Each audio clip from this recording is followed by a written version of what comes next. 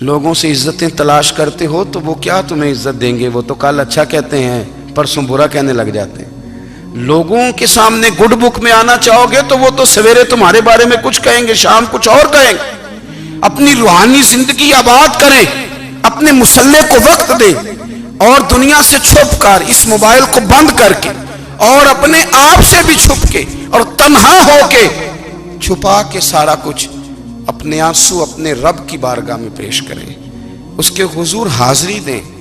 سنو نا ترمذی کی حدیث، اور اسے یاد رکھنا، نبی پاک علیہ السلام نے فرمایا اپنے دکھ لوگوں کے سامنے نہ بیان کرنا، سیٹھوں نوابوں کو نہ بتاتے پھرنا، دنیا داروں کے سامنے جا کے نہ رونا کہ میں تکلیف میں ہوں۔ فرمایا اگر دنیا داروں کو دکھ بتاؤ گے رب تمہیں کبھی غنی نہیں کرے گا، اور لوگ ہیں کہ الٹا مذاق اڑائیں گے۔ آپ کی جس سے بڑی پکی یاری ہے نا، پکی، وہ تب تک پکی ہے جب تک آپ نے 50,000 مانگا نہیں، اور جس وقت آپ نے کہہ دیا کہ میں مجبور ہوں میری مدد کر، تو پھر ختم ہو گئی دوستی۔ لوگوں کی تعلقات آپ کے ساتھ تب تک ہیں جب تک آپ ان سے کوئی ضرورت وابستہ نہیں کرتے۔ کریم محبوب فرمانے لگے بندوں کے سامنے دکھ نہ بیان کرنا، اللہ تجھے کبھی غنی نہیں کرے گا۔ تو اپنے دکھ اپنے رب کو بتا، تو دعائیں مانگ، تو اس کی بارگاہ میں حاضر ہو، تو اس کے حضور عرض کر۔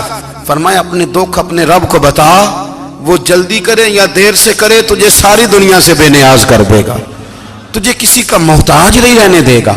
اپنے مسلح کو، اپنی دعاؤں، ایک بزرگ فرماتے ہیں میں نے دعا مانگنے کا طریقہ اپنی بیوی سے سیکھا،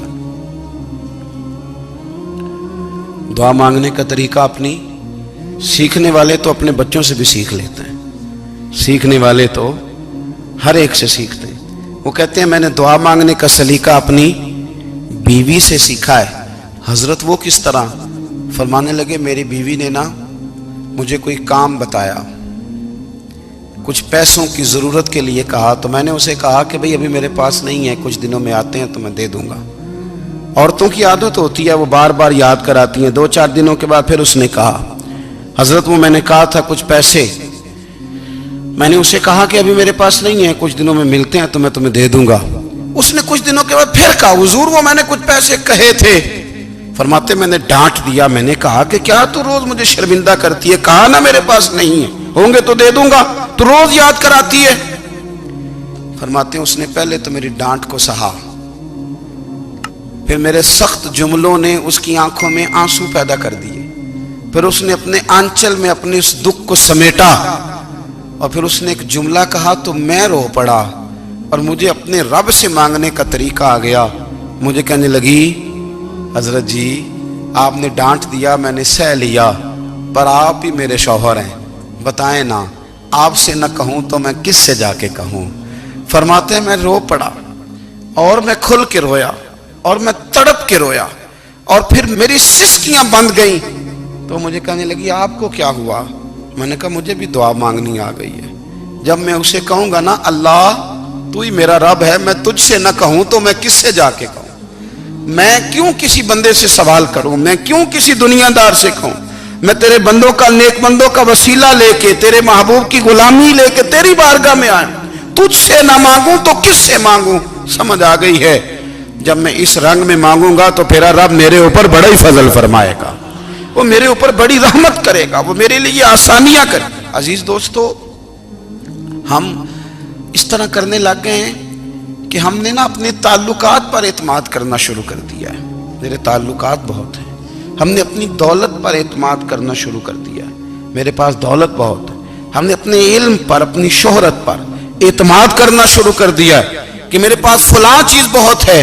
یاد رکھنا جب بے نیاز اپنی صفت بے نیازی دکھاتا ہے تو بڑی بڑی دولتوں والے مجبور نظر آتے ہیں۔ بھائیو جب انسان کا رشتہ اپنے مالک کے ساتھ ہوتا ہے پھر تو غم بھی کچھ نہیں کہتے، پریشانیاں بھی کچھ نہیں کہتی، پھر تو زندگی صبر والی، پھر تو زندگی توکل والی، پھر تو زندگی بھروسے والی، پھر انسان اپنے آپ کو رسوا نہیں کرتا، دنیا داروں سے امیدیں اس کی ختم ہو جاتی، امیدیں اللہ رسول سے لگا لیتا ہے، مضبوط ہو جاتا ہے، مضبوط، طاقتور ہو جاتا ہے، خوددار ہو جاتا ہے، باوقار باعزت ہو جاتا ہے۔ حضرت بہلول دانا رحمت اللہ علیہ بیٹھے تھے تو ہارون رشید حج کر کے آ رہا تھا، تو رستے میں حضرت شیخ سے ملاقات ہو گئی تو السلام علیکم کے بعد کہنے لگا حضور کوئی حکم ہو تو بتائیے گا. تو حضرت بہلول دنا فرمانے لگے تیرا رب کون ہے؟ اس نے کہا اللہ. تو فرمایا میرا کون ہے؟ کہا اللہ. فرمانے لگے تو بڑا ہی بیوقوف ہے، کیا تو یہ سمجھتا ہے کہ رب ہارون رشید کو تو دے گا اور بہلول دانا کو بھول جائے گا؟ تیرا بھی وہی رب ہے، میرا بھی وہی رب ہے. اس نے اگر تجھے دے کے آزمایا ہے تو ہو سکتا ہے مجھے نہ دے کے آزما رہا ہو. جب اس کی حکمت کے تقاضے ہوں گے تو عطا کرے گا اور دے گا. تو جا اپنا کام کر. بھائی اپنی روحانی زندگی، اپنی عبادات، اپنے وظائف، اپنے روزمرہ کے معاملات، اپنی دعائیں، اپنا استغفار. دیکھو کوئی مشکل کام تو نہیں 2 رکوع ہیں سورہ واقعہ کہ اگر رات کو پڑھ لی جائے تو. میں کس طرح یہ بات بیان کروں کہ تعویذ بانٹنا آسان ہے اور وظیفہ بتانا مشکل ہے. سارا دن تعویذ بانٹیں تو لوگ لینے کو تیار ہیں، اور اگر آپ وظیفہ بتائیں تو کہتے ہیں تو مشکل کام ہے. او خدا کے بندے، اگر آپ کا تعلق قرآن پاک کے ساتھ مضبوط ہو، قرآن پاک کے ساتھ اگر آپ کا رشتہ ہو، لوگ سفارشیں ڈھونڈتے ہیں نا دنیا میں، کوئی تعلق مل جائے تو میرا کام ہو جائے. دنیا میں اتنا مشکل معاملہ ہے، آخرت میں مجھے بتائیے گا کتنا مشکل معاملہ ہوگا. میرے نبی پاک صلی اللہ تعالی علیہ وسلم نے فرمایا جو لوگ سورہ ملک پڑھا کرتے تھے نا، سورہ ملک، یہ سورت ملک قیامت میں ان کی سفارش کرے گی، اور اس طرح کرے گی کہ کہے گی اے اللہ یہاں اس بندے کو جنت میں داخل کر دے یا مجھے قرآن پاک سے علیحدہ کر دے. تو رب فرمائے گا جا اس کا دامن تھام کے اسے جنت تک پہنچایا. آپ بات کو سمجھیں، جب آپ کے تعلقات اپنے معاملات کے ساتھ مضبوط ہوں گے. یہ نبی کریم نے وعدہ کیا ہے کہ تو سورت واقعہ پڑھ تیرے گھر میں فاقہ نہیں آئے گا. حضرت عبداللہ ابن مسعود رضی اللہ تعالیٰ عنہ بیمار تھے تو حضرت عثمان غنی رضی اللہ تعالیٰ عنہ تیمارداری کے لیے تشریف لے گئے اور جا کر کے کہا کہ آپ بڑے بیمار ہیں، آپ کی بیٹیاں زیادہ ہیں، میں چاہتا ہوں کہ خزانے میں سے کچھ مدد کروں. تو سیدنا عبداللہ ابن مسعود رضی اللہ تعالیٰ عنہ اٹھ کے بیٹھ گئے اور کہنے لگے امیر المومنین، اللہ آپ کو میری طرف سے، میری بیٹیوں کی طرف سے بہتر صلہ دے.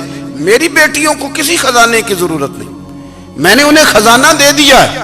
کہا جناب آپ نے کون سا خزانہ دیا ہے، میں آپ کے مالی معاملات کو جانتا ہوں. تو فرمانے لگے امیر المومنین، میرے نبی کریم نے فرمایا ہے جو سورت واقعہ پڑھے اسے کبھی فاقہ نہیں آتا. میں نے بیٹیوں کو یاد کرا دی ہے، یہ خزانہ میں نے انہیں دے دیا ہے. وہ سارے والدین سنیں جو بیٹیوں کے لیے پریشان رہتے ہیں. حضرت عبداللہ ابن مسعود نصیحت کر رہے ہیں، فرمانے لگے میں نے سورت واقعہ یاد بھی کرا دی ہے، پڑھنے کی عادت بھی ڈال دی ہے. حضور نے فرمایا ہے جو سورت واقعہ پڑھے اسے فاقہ نہیں آتا.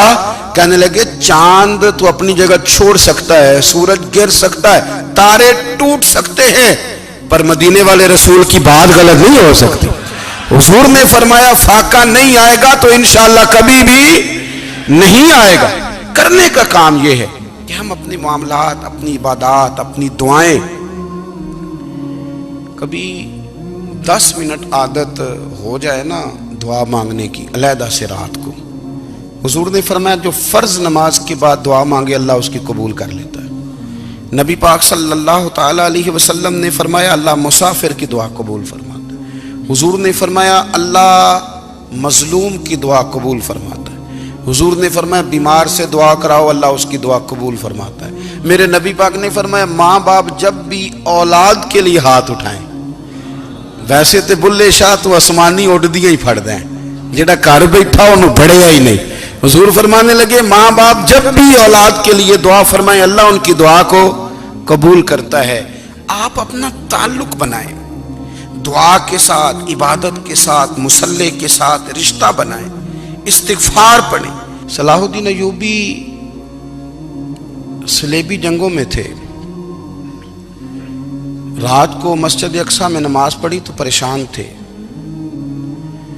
ایک بزرگ سے ملاقات ہوئی تو وہ کہنے لگے کہ آپ بڑے پریشان ہیں. کہنے لگے حضور پریشان اس لیے ہوں کہ پہلے ہی مسلمان کمزور ہے، اب میں نے سنا ہے دشمن کا ایک بحری بیڑا وہ جنگی سامان سے بھرا ہوا آ رہا ہے، تو اب ان کے پاس اور تلواریں اور نیزے آ جائیں گے، مسلمانوں کے پاس پہلے ہی وسائل کی کمی ہے، پریشان ہو کس طرح کر کے مقابلہ کریں گے.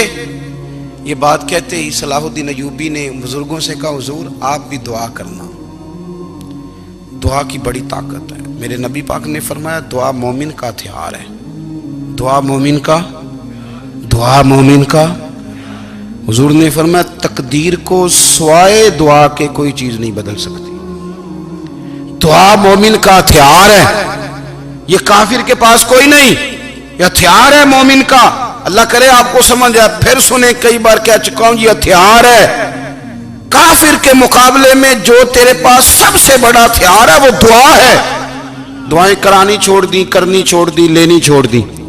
حضرت سیدنا انس بن مالک رضی اللہ تعالیٰ عنہ فرمایا کرتے تھے، میں نے وہ رنگ دیکھا ہے جب حضور دعا مانگتے تھے اور حضور کی مقدس آنکھوں میں آنسو بھی ساتھ ہی بہا کرتے تھے، میں نے وہ انداز دیکھا ہے۔ تو صلاح الدین ایوبی بزرگ سے کہنے لگے آپ بھی دعا کیجیے، اور خود رونے لگے اور سر سجدے میں رکھ کے رونے لگے، اور عشاء سے لے کر فجر تک روئے، خوب روئے۔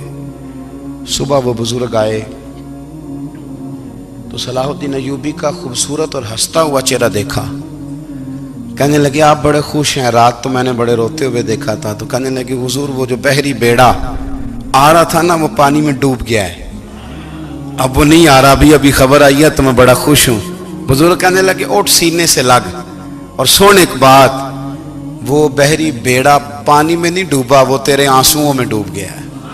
وہ جو تو رات رویا ہے نا رب کریم کی بارگاہ میں تو وہ ڈوب گیا ہے۔ حضرت عائشہ صدیقہ رضی اللہ تعالیٰ عنہ فرماتی ہیں ایک عورت تھی اور اسے نبی پاک صلی اللہ تعالیٰ علیہ وسلم نے نا وہ کلمہ پڑھ کے مسلمان ہوئی، مدینہ طیبہ آ گئی تو حضور نے مسجد نبوی شریف میں اس کے لیے مکان، ایک سادہ سا کمرہ ساتھ مسجد کے بنوا دیا، وہیں رہنے لگی۔ اکثر وہ سیدہ طیبہ کے پاس آتی تو حضرت عائشہ صدیقہ رضی اللہ تعالیٰ عنہ فرماتی ہیں وہ بڑی باتیں سناتی اور آخر میں کہتی وہ ہار والا دن بھی بڑا عجیب دن تھا اور میرے رب کی قدرتوں کا دن تھا، وہ بھی بڑا عجیب دن تھا۔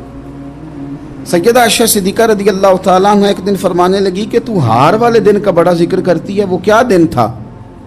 تو خاتون کہنے لگی اماں جی وہ دن تھا جب میرے رب پر بھروسہ اور مضبوط ہو گیا، جس دن میرا اپنے رب پر توکل اور بڑھا، میرے ایمان میں یقین میں اور پختگی آئی۔ کہنے لگی میں ایک گھر کی کنیز تھی، نوکرانی تھی، اس گھر میں ایک بچی تھی جس کے پاس سونے چاندی ہیرے جواہرات کا ہار تھا۔ اس زمانے میں نا چمڑے کے اوپر لوگ ہیرے جواہرات لگاتے تھے، کئی دفعہ سرخ رنگ کے چمڑے پہ لگائے جاتے تھے، وہ بچی پہنتی تھی۔ تو کہتی ہوں بچی کے اس نے اتار کے رکھا یا اس سے گرا وہ ہار تو چیل اسے اٹھا کے لے گئی گوشت سمجھ کے اور میرے سامنے اٹھا کے لے گئی۔ گھر والوں نے مجھ سے پوچھا، یہ بخاری میں موجود ہے، گھر والوں نے پوچھا مجھ سے کہ وہ ہار کہاں ہے تو میں نے کہا چیل اٹھا کے لے گئی۔ گھر میں کچھ چوری ہو جائے تو سب سے پہلا الزام کس پہ لگتا ہے؟ ملازمین پہ۔ کہتے انہوں نے مجھے بڑا مارا، بڑی تکلیف تھی، حتیٰ کہ میری شرمگاہ تک کی تلاشی، میری عزت اتنی خراب کی میں بتا نہیں سکتی۔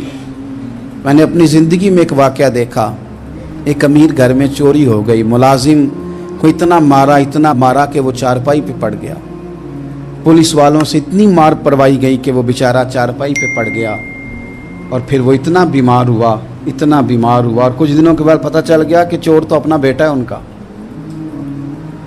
پھر اس کا انتقال ہو گیا۔ اب وہ سیٹھ صاحب اور گھر والے آ کے نا مرنے والے کے کان میں معافیاں مانگ رہے ہیں، کان میں۔ تو میں نے ان سے پھر کہا تھا کہ یہ تو اب چلا گیا ہے، تمہارا زور چلتا تھا نا تو تم نے قانون خریدا اور تم نے اسے جتنا ہو سکا تم نے اسے مار پڑوائی، تمہارے پاس جو عدالتیں تھیں تم نے وہاں کارروائی کی، اب ایک عدالت قیامت کے دن لگے گی۔ یہ کمزور تھا نا، کچھ کر نہیں سکا۔ میرے نبی پاک صلی اللہ علیہ وسلم نے فرمایا سن لو، اگر سینگ والی بکری نے بغیر سینگ والی بکری کو تکلیف دی ہوگی نا تو قیامت کے دن اسے بھی بدلہ دینا پڑے گا کہ تیرے پاس سینگ تھے اور تو نے اسے مارا تھا۔ وہ خاتون عرض کرتی ہے سیدہ عائشہ کی خدمت میں کہ مجھے بڑا مارا، مجھے تکلیف دی، میں کہہ رہی تھی کہ میرے سامنے چیل لے گئی ہے پر وہ نہیں مان رہے تھے، اماں جی انہوں نے مجھے بڑا مارا۔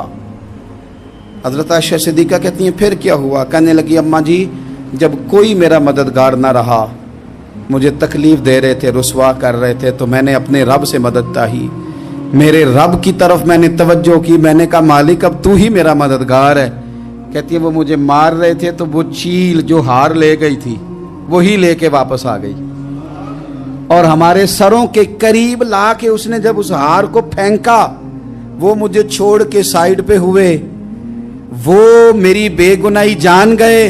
लेकिन आपको बताऊं, उस दिन से मेरा अपने रब पर यकीन और बढ़ गया।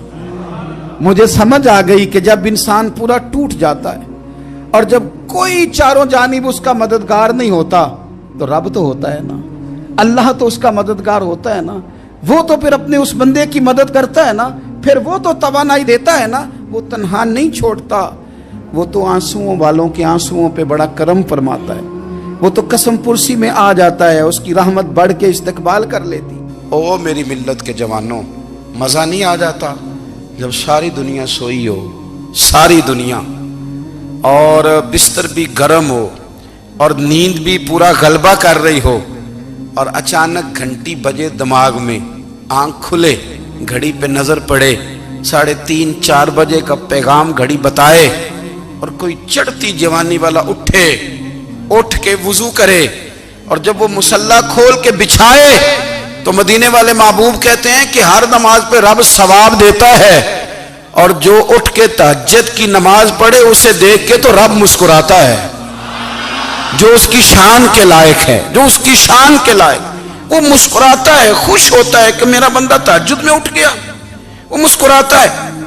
काश हमारी सुबहें कभी अपने मालिक के नाम हो जाएं, काश के सुबह। हजरत अबुल हसन रहमतुल्लाह ताला अलैह हजरत माज इब्ने जबल रदी अल्लाह ताला अन्हु के पास बैठा करते थे। फरमाते हैं उनसे जो प्यार बढ़ा तो फिर मेरा मुसल्ले से भी बढ़ गया। ताबिएं फरमाते हैं सहाबी रसूल से मोहब्बत हुई तो जिक्र से भी हो गई, फिर दुरूद शरीफ से भी हो गई, मोहब्बत उनसे बढ़ी तो फिर अल्लाह ने मस्जिद का प्यार भी बढ़ा दिया। आप फरमाते हैं कि मेरी हर वक्त तबीयत चाहती थी कि बस अल्लाह अल्लाह करूं, बस अल्लाह अल्लाह करूं, बस ना मैं जरा थोड़ी जान छुड़ाऊं लोगों से, को 10 मिनट मिले तो मैं कुछ 4 नफल पढ़ लूं, मैं थोड़ा सा ना बचूं लोगों से, और मुझे तस्बीह मिले तो मैं ना कुछ 400-500 दफा इस्तिगफार पढ़ूं, सुभान अल्लाह, अल्हम्दुलिल्लाह, अल्लाहु अकबर, ला हौला वला कुव्वता इल्ला बिल्लाह, मैं ना तस्बीहात पढ़ूं। फरमाते हैं कि बच्चे थे घर में 6-7, गुर्बत थी, काम मिलता कोई नहीं था, और मैं काम चोर नहीं था, काम ढूंढता था, पर अल्लाह की कुदरत के काम नहीं मिलता था। फरमाते हैं कि मैंने एक दिन अपनी अहलिया से कहा कि आज मैं फिर जाता हूँ काम ढूंढने, तो मेरी बीवी बड़ी फर्मा बरदार थी, पर उस दिन ना गुर्बत के हाथों तंग आके कहने लगी, आज नाना कोई तू चीज़ लेके आया, तो मुझसे बच्चों की भूख नहीं देखी जाती है, सब रोगां दा रोग मुहम्मद जिसदा नाम गरीबी, कंड बुला के लंघ जाते नहीं दोस्त यार करीबी, आज ना कुछ लेके आया तो मैं बच्चे लेके मेके चली जाऊंगी। शेख फरमाते हैं कि मैं बड़ा परेशान घर से निकला, पर मैंने सुबह से लेके जोर तक काम ढूंढा, काम मिला कोई नहीं, तो मेरे दिल में ख्याल आया चलो काम नहीं मिलता तो अल्लाह अल्लाह तो करे ना, चलो बंदों की मजदूरी नहीं मिलती तो रब करीम की इबादत ही करते हैं। फरमाते हैं कि मैंने ना फुरात के पानी से वुजू किया, नहर के, शदीद धूप थी, साथ रेत थी और रेत तप रही थी, मैंने अपना रुमाल वहीं मुसल्ला के तौर पर बिछा लिया, और फरमाते हैं कि जोर से लेकर असर तक नमाज पढ़ी, धूप भी पूरे जोर पे, पर मेरे सजदे का ज़ौक़ भी पूरे जोर पे। फरमाते हैं सूरज भी चमक रहा है और रब की इबादत का ज़ौक़ भी पूरे जोर पे, मैं सजदा करूं तो फिर मेरा उठाने को जी ना चाहे।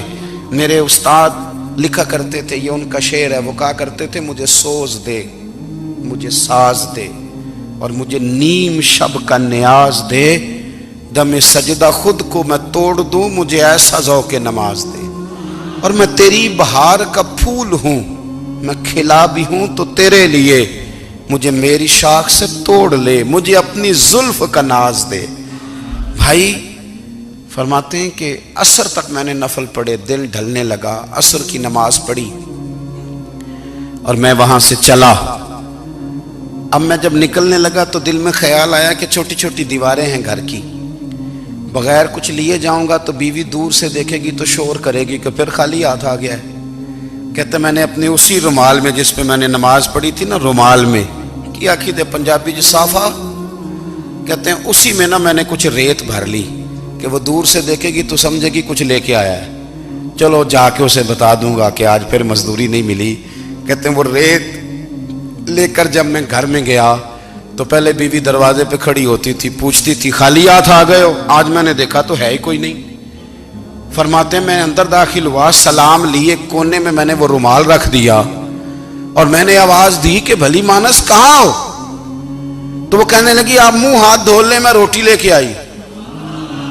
मैंने कहा रोटी कहां से आ गई? यहां तो कई दिनों के फाके, तो कई दिनों की गुर्बत है, यहां तो इस घर में तो फकीरी है। फरमाते हैं कि वो रोटी लेके आई और उस वक़्त की जो मौजूदा नेमतें थी, समझ ले सलाद अचार हर चीज साथ लाई। मैंने कहा कि बच्चे कहाँ गए? कहने लगी वो खाना खा के खेलने गए, आप खाना खा लें आ जाते। खाना उसने चुन दिया। मैंने हैरत अंगेज लहजे में सारी नेमतें अपने दस्तरखान पे देख करके बीवी से पूछा ये कहां से आया खाना? बच्चों को तूने कहां से खाना खिलाया? ये सारा कुछ कैसा है?